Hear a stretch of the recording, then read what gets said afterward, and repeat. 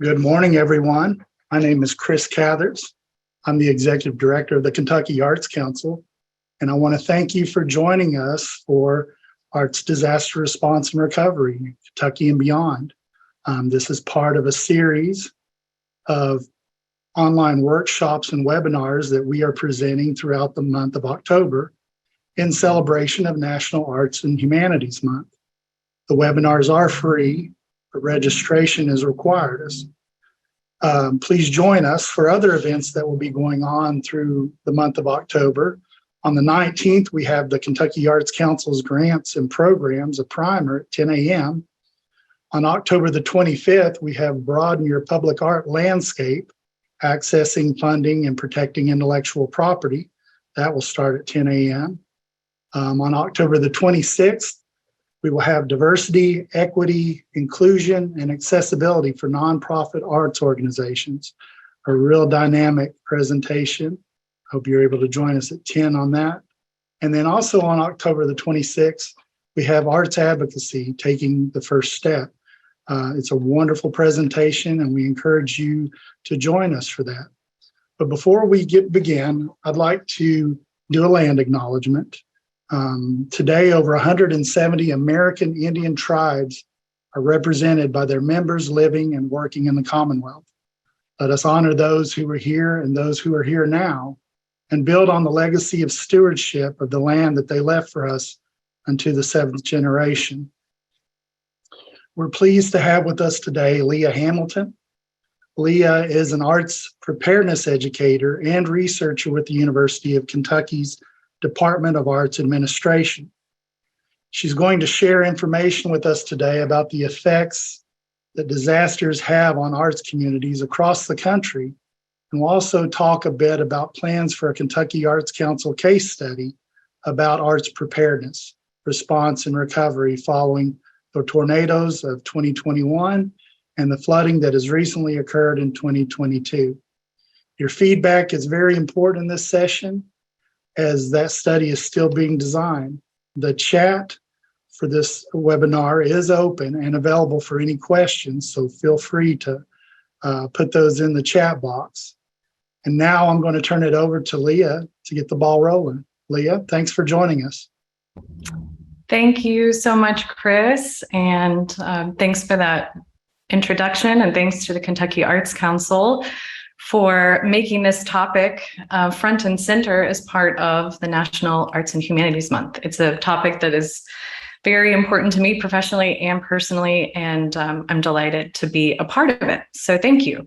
Also, I get the privilege of being the opening act and to the 11 o'clock panel today. My giddiness is probably similar to like a musician who's the opening act for the real rock stars, because Tom, Clarison, Jan Newcomb, I see Molly Quinlan Hayes. I know she's not on the panel 11, but those that are on the panel 11 are rock stars to me, and I look to so much to what they do for my research. So I'm delighted to be the opening act. Let me go ahead here and share my screen, and we'll get started.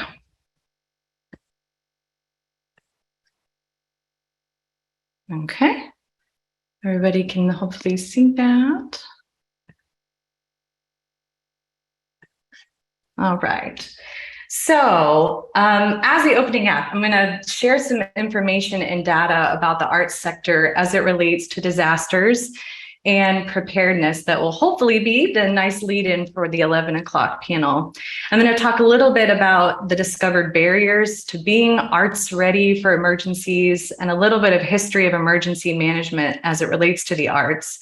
But as Chris said, I want to share with you some initial thoughts and ideas behind a case study for Kentucky disaster and recovery and response, particularly the most recent disasters that have hit the state. Before we embark on this research, it's really important for us to get that feedback from each of you on what you would like to know and see. And just real quick, please pop in any questions into the chat box as I go through the screens here.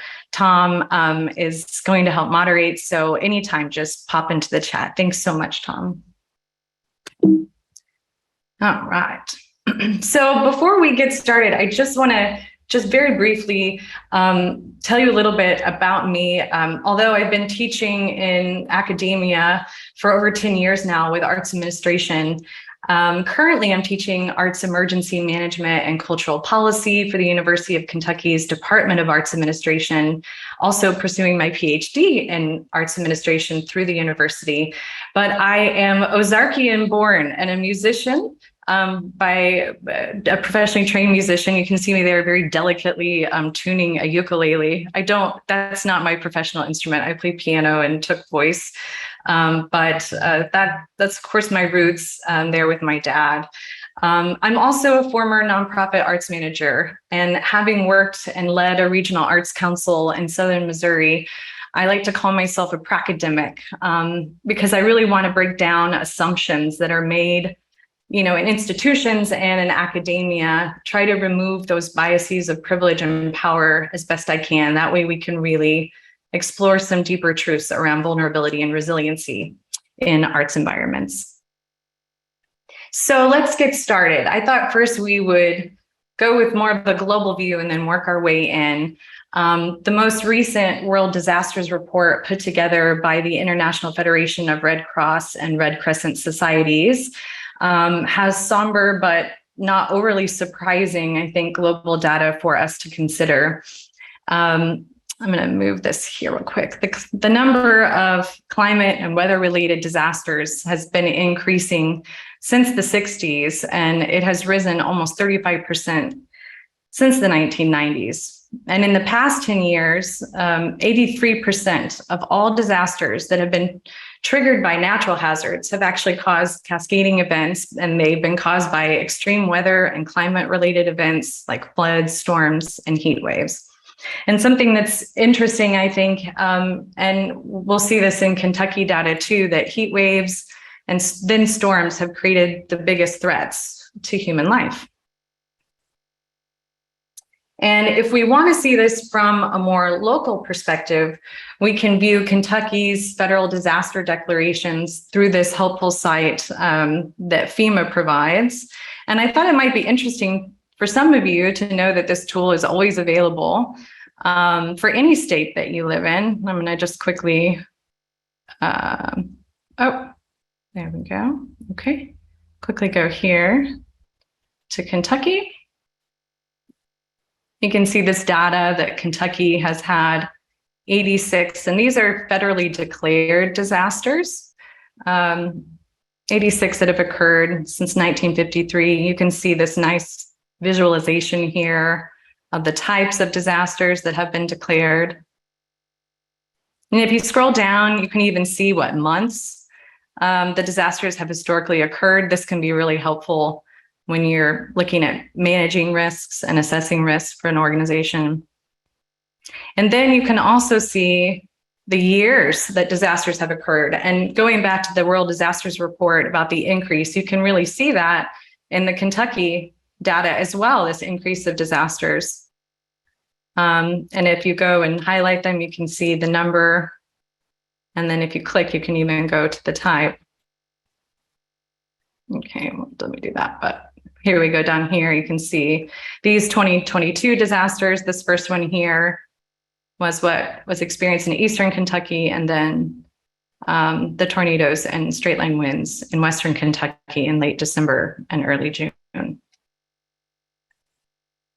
All right, let me go back. What does this mean about disasters and the arts? So while no extensive nationwide study has been conducted or currently collects broader preparedness and disaster impact data for the arts, the limited studies that have been conducted in the latter half of the 1990s and the early 2000s, many supported by the organizations represented in the 11 a.m. panel, show that most arts organizations in the US don't have an emergency or disaster plan, sometimes even after an emergency occurs. Those arts organizations and artists that do have a plan, often these plans lack important details regarding crisis communications, storage issues, mitigation, training of staff and volunteers, as well as details about how to continue running the business through a disaster event. And while there's data to show that preparing for arts events saves time and money for artists and arts organizations, a study by South Arts that surveyed arts and cultural organizations across the country in May of 2008 showed that 68% of organizations had experienced a crisis situation and didn't have a plan in place before the event and still did not have one after. So a logical next question would be, why? Why is it that, what are those barriers? There is a running theme in these studies regarding why preparedness is an issue. Arts managers frequently, they cite a lack of time, resources, and expertise for this lack of preparedness. And planning for potential emergencies creates this strange paradox for arts managers. They are asked to dedicate limited resources to prepare for something that may or may not happen. And out of necessity, artists and arts nonprofits prioritize the immediate and concrete over the future and theoretical. And when the resources are scarce, as they most always are in small arts businesses, planning for emergency scenarios that are unlikely naturally just don't take priority. You'll see this picture of purchasing an AED here. And a big point here is that larger institutions who have stakeholders and leaders, they might see the high absolute cost of disasters and that they're more likely to budget financial and human resources to prevent them. But in small arts organizations, where few people do many things and the price tag for prevention seems high. For example, an AED, a defibrillator, it costs the same if the staff numbers are 8 or 80. While readiness just isn't on the to-do list. But of course, the relative cost of a disaster to a small budget organization can be very significant. For example, when one person fills many roles, the loss or misconduct of just one employee can be disproportionately severe. According to FEMA, and this is featured on the Performing Arts Readiness site, and this is a staggering statistic, I think, that almost 40% of small businesses never reopen their doors following a disaster because even just a few inches of water can cause tens of thousands of dollars in damage. So with the pandemic, time and resources have become even more scarce.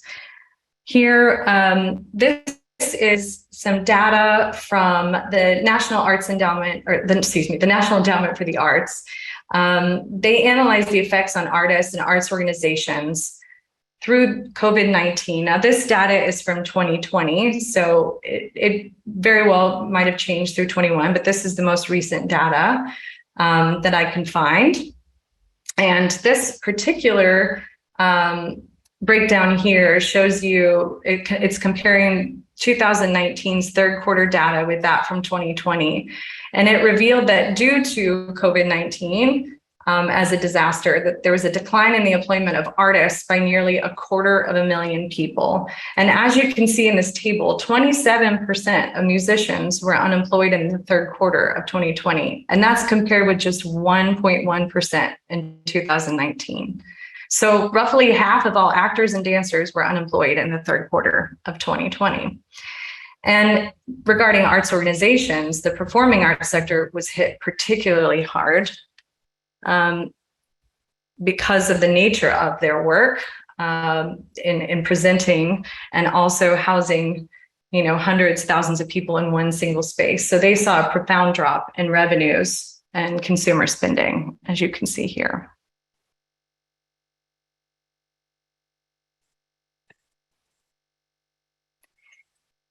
So based on my research, and I'm sorry, I just realized my video. Here I am. Hi. Based on my research, the collective issues of lack of time, lack of knowledge, lack of resources, they are, to me, symptoms of a more profound challenge for arts managers related to our habits and our practices.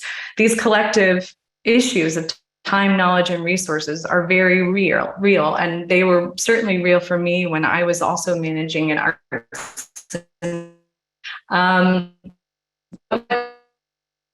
and I know as what I mean when I say happy here, enthusiasm, a lack of interest in all of these issues play into that. And my 2016 study that I did of Missouri arts facilities, it was interesting because I did a typology breakdown between budget, between staff size, and even ownership of facility, and there really wasn't statistically a difference in a larger size staff or a larger budget site organization compared to smaller, and whether they had a plan or not. And this said to me that really it's at a managerial level. If the arts manager feels apathetic or does not prioritize readiness for the organization, then it probably won't happen on an organizational level. Leah, I'm going to jump in here. Your audio cut out right about the time you started explaining your Venn diagram, and it was intermittent. So if you wouldn't mind going back and explaining that again. Absolutely. Am I back audio wise? Yes. Yeah. Okay. Sorry about that. Sure. This Venn diagram here is a result of those running themes with the data about barriers for arts organizations and artists regarding planning. And those themes are lack of time, a lack of knowledge, and lack of resources. And these were certainly themes that I picked up on during my time running an arts center. And part of my research now is looking at, is it really those issues? Because we now have, and as you'll see in the 11 o'clock panel, we now have a lot of resources that are specific to the arts, but we're still seeing issues, particularly in vulnerable communities, in rural areas, of a lack of preparedness. So in my research now, I'm digging into this deeper level of apathy. And I say apathy lightly because it's not supposed to be too negative. It's just apathy, in my definition, is a lack of enthusiasm. There's a lack of enthusiasm for preparedness and the activity of preparedness compared to fundraising, marketing, programming, and budgeting in arts organizations. And this is something that needs to be researched further because while all of these through lines of issues exist, and we're trying to tackle it in multiple ways, this apathy is really at the heart of the issue. So apologies if this is a little crazy to read. I'm still working on this timeline, but arts managers are arguably influenced and in some cases deterred by the practices that are prevalent in emergency and risk management systems that are put forth by centralized governmental agencies. And this timeline, although a little rough, shows how disaster response, pre-1800s was purely local. There were no larger systems in place to help people recover. And this has evolved over the past 200 years to become a more formal governmental management process. The top line shows the evolution of federal government assistance. What started out, you see in the 1940s and 1950s as civil defense programs, and that also continued through the Cold War, became highly centralized with federal management agencies, and you'll see that FEMA was formed in the 1970s. And highly scrutinized disaster events like September 11th and Hurricane Katrina highlighted that siloed, centralized risk and emergency management models were not as effective as originally thought. I'm a fangirl of Susan Cutter. She's a seminal researcher in vulnerability and disaster science. And she said, despite some of the most sophisticated models, monitoring systems, and science in the world, officials were unable to anticipate and predict the cascading events of the terrorist attacks of September 11th. And because of those two events, there's been a more nuanced and networked approach through FEMA, through integrated emergency management systems in the 1980s, which eventually led to this idea of a whole community approach that was launched in 2012. after Hurricane Katrina. And that calls for a shift in thinking, an approach of unity, and seeing emergency management as a joint enterprise. This idea that emergency management is a shared responsibility among community stakeholders really is a call for artists and arts organizations to be more prepared and connected to those emergency management networks in the community. But the bottom part of the timeline shows the arts and cultural entities that have formed to support arts readiness since the 1970s. Excuse the alphabet soup. The Alliance for Response, which I know will be represented at 11, Surf Plus, works with individual artists and craft artists across the country. The Heritage Emergency National Task Force was formed in the 1990s. The National Coalition for Arts Preparedness in 2006, and then Performing Arts Readiness. And I think it was around 2016, but in the 2010s. 2016, 2017. So you'll see that the response is coming. It's just a little later. And I think we're going to start to really see the fruits of the efforts of these organizations. So just how much arts managers and artists feel that the resources and efforts put forth by all these agencies on the timeline are available to them really needs to be studied. There are further opportunities to explore why arts managers might value the activities of programming again and fundraising and marketing over emergency management. And that's why this Kentucky case study is so important.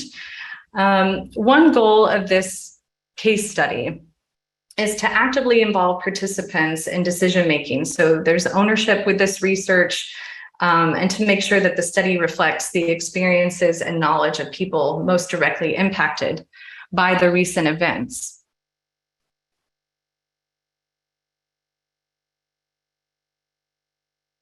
So the two most recent events, the tornadoes in Western Kentucky, and then the severe storms and flooding in July and August in Eastern Kentucky, highlighted just how critical coordinated response and recovery efforts are in supporting Kentucky artists and arts organizations. And I know Emily and Chris, all the staff at Kentucky Arts Council have been working very hard to help coordinate efforts, also with those at the national level.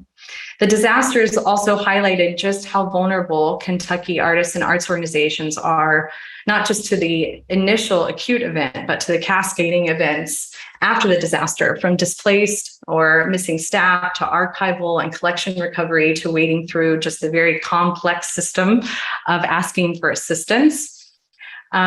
So in order to document the process and the impact of the Kentucky Arts Council's efforts to assist artists and arts organizations, the following case study research methods are proposed. And I'm presenting these today that this is preliminary, and there are many of you on this call that I personally would love to hear from and get your feedback, because I know that you've done work in case studies throughout the United States.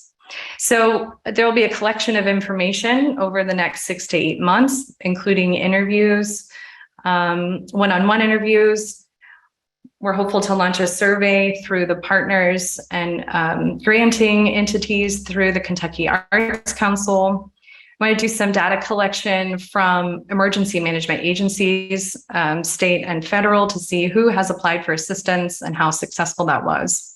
And then also getting down on the ground and hosting regional focus groups to talk to artists and arts organizations and their experiences. And this would be an idea of the information we would like to glean. Pre-disaster levels of preparedness. Did organizations, artists have emergency plans? If so, what were in those plans? The initial impacts of the disaster, immediate recovery needs that were met or unmet, types of assistance and networks utilized. There were spontaneous networks created. I know Emily was helpful in getting some of those spontaneous networks. And then there were also existing networks that were utilized. So looking at those and how they were used. Of course, collecting any photo documentation or the visual imagery that comes along with assessing the recovery work and the damage that happened, and then gauging emerging and continuing needs as well. And lastly, looking at partners and assistance. So again, talking about those networks, what committees were created and utilized, what funding and resource assistance was provided and from whom, and then just asking what were the lessons learned. Sometimes that's the best is storytelling, just getting stories from people about their experiences and what they wish they had known and what they'll do differently. So I have 4 questions that I would like to ask. In designing today's feedback forum, I was told that everybody is muted, so it would be hard to have a live discussion. So Tom and I are going to look at the chat and sort of use the chat as our forum here. And the 4 questions that will be presented is, what groups and organizations do you think should be part of the study first? Then we'll look at what information you'd like to know, what would be interesting for you to know from the study, what would encourage you to participate in a focus group or survey in the study, and then anything else I need to know. So let's start first with groups and organizations. And Leah, please just, yeah, Tom. there is one question that it's a yes or no question. We have a visitor asking, would it be possible to have access to the presentation slides for today? Oh, absolutely. Okay. Yeah, happy to share them. I can work with you and others through the Arts Council to see the best way to get that. But yeah, and I know it's being recorded, so we could give you the entire video presentation too. So what groups, what organizations do you think need to be a part of the study? And this could be through focus groups, it could be through interviews, can be general areas throughout Kentucky, or specific groups. We have someone has mentioned Hindman Settlement School in Hindman, Kentucky, Knott County, certainly a locus of activity in the recent flooding. There's a question in the chat, Leah, how might youth or schools engage in some of this work? Mm-hmm. Well, that's a great question. And I know that I've seen not studies particularly in the arts, but I've seen some other like public school systems. When I was working at the Arts Council in Southern Missouri, the Joplin tornado hit. This was in 2011. And I know that there were some great programs like visual art programs that asked students to give some of their feedback by drawing, by painting. And that was sort of their way of communicating their thoughts about the disaster and how it affected their lives. So that's a great question, and that provides some more food for thought about how we can work with students. Yeah. Okay, the Appalachian Artisan Center, great, thank you. And the Hindman School, of course. I should also note that the University of Kentucky has an arts extension program, a community arts extension program that works with rural communities. And I know that they would be interested in partnering and helping glean some information through some of their regional agents that work in some of the rural communities, particularly in Eastern Kentucky. So here's one from Bill. If the nature of the computer is shaping how we group up, then what organizations are attempting to realize an artistic expression in response to the idea of what a particular art category is? That's a great question, Bill.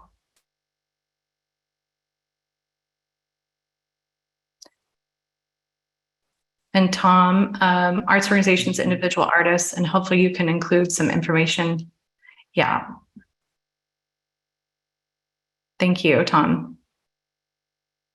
Tom suggested including information from libraries, archives, museums, and historical societies, which is great. On the humanities end, there's really so much to learn from the humanities because their work in preparedness and preservation obviously is mission centric, and they're way ahead of the game, I think, in the humanities with preparedness compared to the performing arts and others in the arts sector. So thank you, Tom.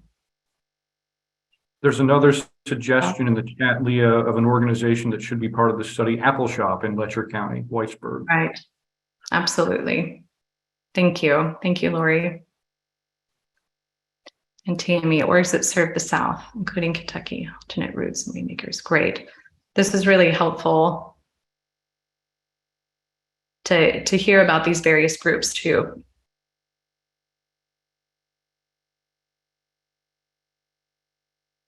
Yeah. The art sector, this is from Jan. The art sector could learn from houses of worship who seem to be able to get FEMA help right away. Yeah, that was a really interesting moment in a meeting that happened a couple of weeks ago where the religious community applied for federal assistance in higher numbers than at that time anyways, at that point in time, than arts organizations. And I remember picking up on that and wondering, what is it that these houses of worship do, these religious organizations do to help rally the troops to get that federal assistance that maybe the arts sector can learn from. So thanks, Jan. One of the participants has suggested Troublesome Creek Stringed Instrument Company also in Knott County, which is it's a commercial venture that actually sprung forth from a nonprofit initiative. That's great. I do think it's wonderful to, we always focus on nonprofit organizations and individual artists, but there are other creative industries that need to be included as well.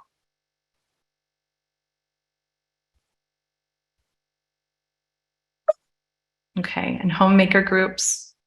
Yeah, and Tammy, when you say homemaker groups, could you clarify that just a little bit?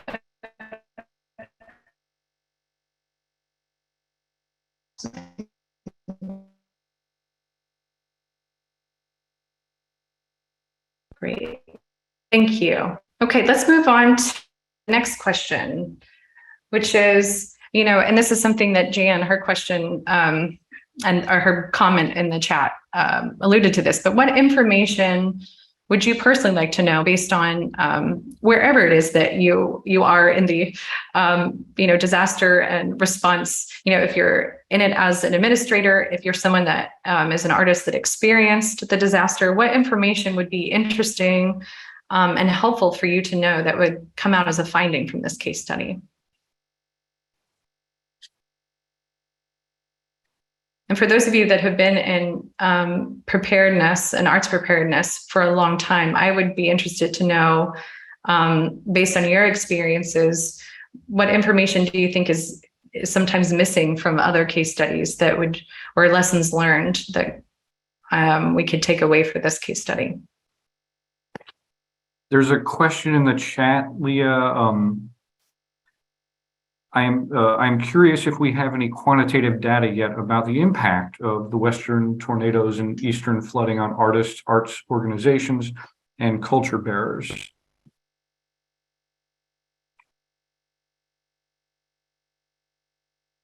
Okay. Sorry, the internet went just a little bit wonky. I could also pass this question off to anybody that might have an answer to that. I am not sure of any data sets yet that have been made available regarding data on the impact. I don't know if anybody at the Arts Council is aware. Emily has popped in with a response to that question. Okay. Okay, yeah, Emily, thank you, Emily. To answer your question, Kim, the Kentucky Arts Council has informal data collected for Western Kentucky and we'll soon be running an Eastern Kentucky survey. And this just goes to that point I was mentioning earlier, that there really isn't a structured or centralized data collection point for the impact of disasters in the arts. It would be, I know it's something that nationally has been discussed, and it is certainly a need. And we're seeing that, of course, with what's happening in Kentucky right now. Yeah, that's a great, Tom suggested that, Tom Clareson, that it would be interesting to know how many arts organizations were already networking with each other before the disaster, and then how many, spontaneously or, were created after because of the needs of the disaster. Thank you. There's an interesting question after that one. What resources do individual artists need for long-term recovery, cash brokered assistance, non-monetary support, mental health resources, etc.? This participant has suggested that as a question for a survey. Great, thank you. And I think that might be Cameron with SURF. And that's great to know, yes, that we can include questions as part of this research that would be helpful for SURF and for other national organizations. So thank you for that, Cameron.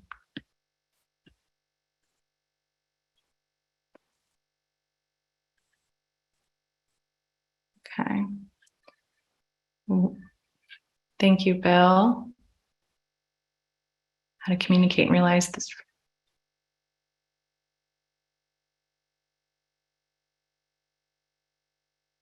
Yeah. Thank you, Bill, for those questions. I will write those down and I will definitely give them some thought. Thank you. Okay. And Tom Clareson, again, something that would be really good would be an asset map of organizations and artists in Kentucky, trying to quantify how many exist across the state. Yes. That's great. Thank you, Tom. And I know that I've heard of a few asset mapping activities going on in other states, also in other countries. So it'd be good to glean some information on what they're doing and look at how we can do that in Kentucky. Thank you. Okay. Oh, I realized the screen had gone onto the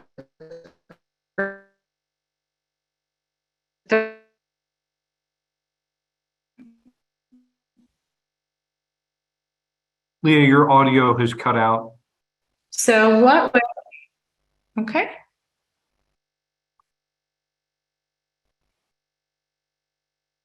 All right. You're back. Thank you. Sorry about that. All right. So what would encourage you to participate in surveys and focus groups?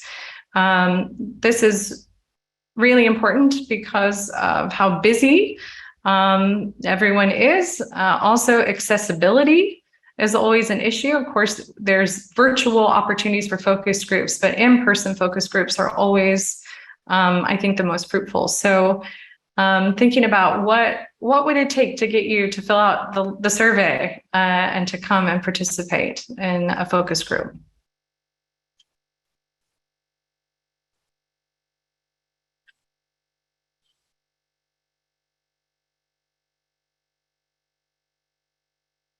Great. Yeah.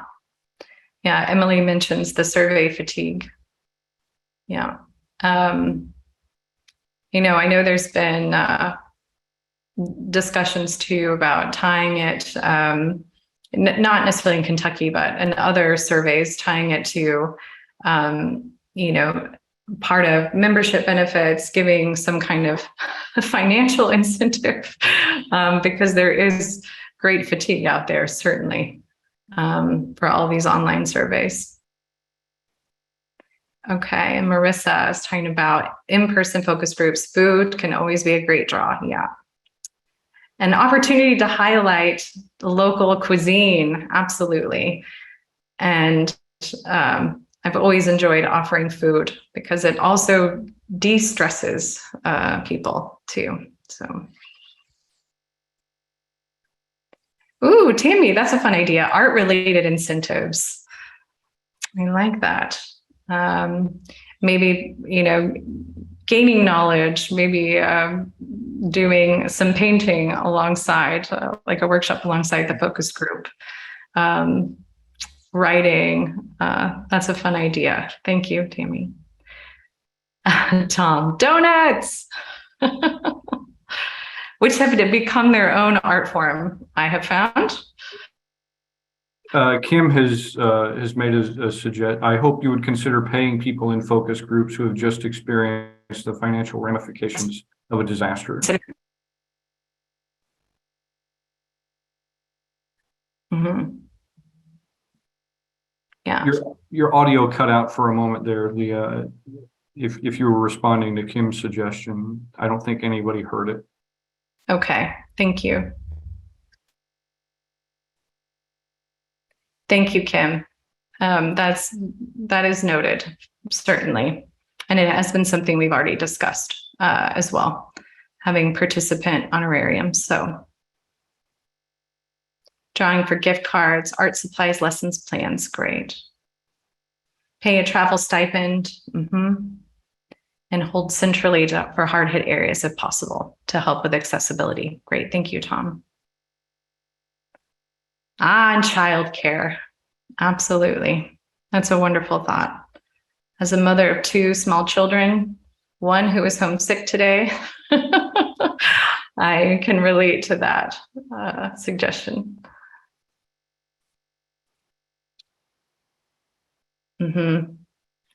I'm talking about the importance of cost. Thank you, Bill, and the effort towards those costs for artists, certainly. Okay. Okay, let's move on to the last question here. What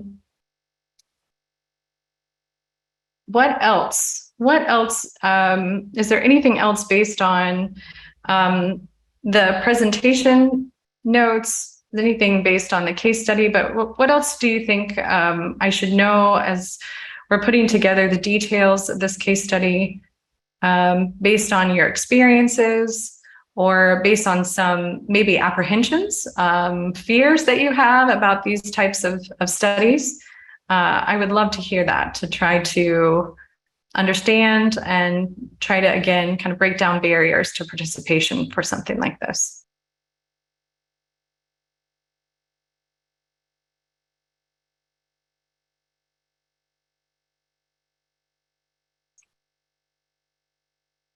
Yeah, thank you. Sarah rightly mentioned mental health concerns, especially those who have recently been through a disaster event. And maybe that is something also that could be provided as part of a focus group is, sometimes bringing people around to talk about their experiences, but having somebody, a professional there to help guide that discussion to make sure that it's sensitive to the needs of those who have been through a lot of trauma because of the disasters. So thank you for mentioning that. That's really important, Sarah. Yeah. And how to, as Emily mentioned, how to, that barrier of just being endlessly surveyed, particularly because of COVID. Going back to this idea of it's not just the number of disasters, but the severity, but, it just feels like one is coming right after the other. And that certainly has to change how researchers approach working with people, definitely. So thank you for that, Emily.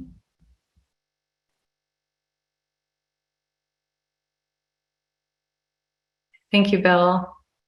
Thank you for framing it about making sure the results are artist focused, not just funder focused, I think is really important. So thank you for that. And Tammy mentioned, maybe there's a way of not just doing a snapshot in time, but documenting effects over a longer period of time, sort of doing a longitudinal study, which really would be that would be great. There's always the resources, staff turnover. There's always some kind of issue behind doing longitudinal studies, but it would be really nice to see if something like that would be possible. Thank you, Tammy.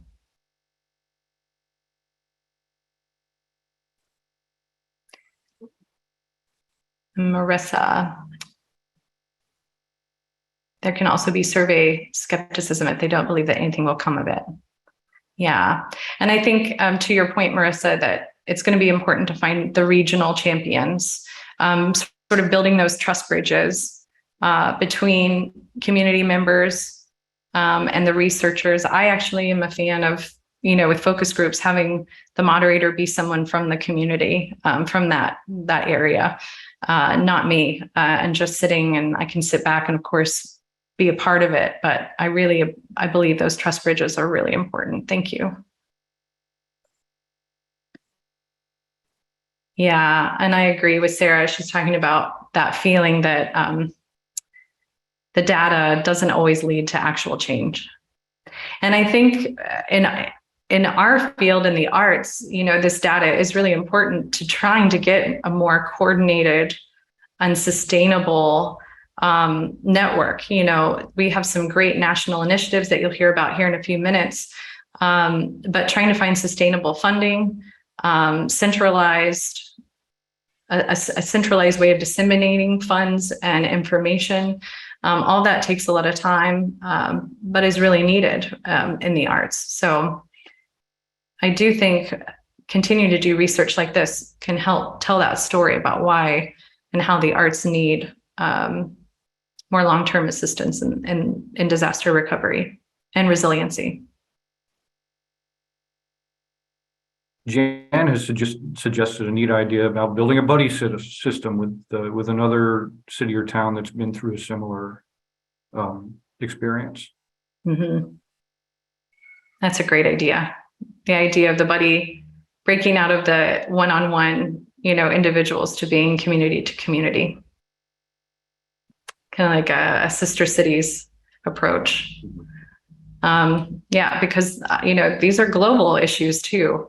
And there are communities all over the world that are experiencing similar disasters to what is being experienced even in Kentucky. So, okay. Yeah, and as to Tammy's point here about making sure we are recognizing underserved communities, absolutely.